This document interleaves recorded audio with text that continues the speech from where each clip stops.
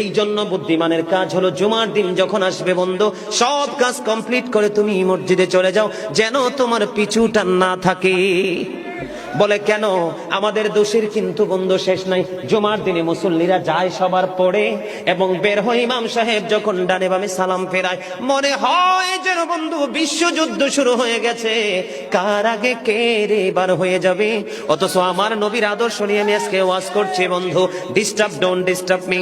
তোমরা আমি বললে আওয়াজ দিবে, নয়তো চুপ করে আলোচনা শুনবে, কারণ আজকের সময় অত্যন্ত গুরুত্বপূর্ণ। কারণ আমি যদি 5 মিনিট সময় পাই, একটা হাদিস শোনাতে পারবো।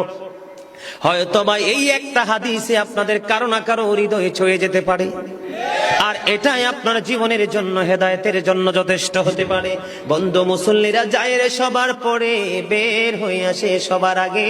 এটা মুসলমানের কখনো চরিত্র হতে পারে না, তাকওয়া সম্পূর্ণ ব্যক্তির আদর্শ কখনো হতে পারে না। হাদিস শরীফ খুলে দেখি বন্ধু, আমার নবী বলেছেন, রে আমার উম্মত, জুমার দিন সাইয়্যিদুল আইয়াম, সব দিনের চাইতে শ্রেষ্ঠ। ঈদুল ফিতর, ঈদুল আজহার দিনের চাইতেও দামি। এই জুমার দিনের ফজিলত বরকত নিয়ে আলোচনা করলে বন্ধু রাত একটাই কভার করা যাবে না, এত বরকত এই জুমার দিনের। আমার নবী বলেছে, উম্মতের দল, জুমার দিনে কেউ যদি সবার আগে মসজিদে যায় আর সবার পরে যদি কেউ মসজিদ থেকে বের হয়, আপনি যাবেন, সবার আগে যাওয়ার আগে সুন্দর করে গোসল করবেন, উত্তম জামা, নতুন জামা পরবেন, আতর গোলাপ লাগাবেন। আপনি রাস্তা দিয়ে হেঁটে গেলে মানুষ যেন বলতে পারে যে মসজিদের মুসল্লি হেঁটে যায়। আর চারপাশ বন্ধু সুঘ্রাণে মুখরিত হয়ে যাবে।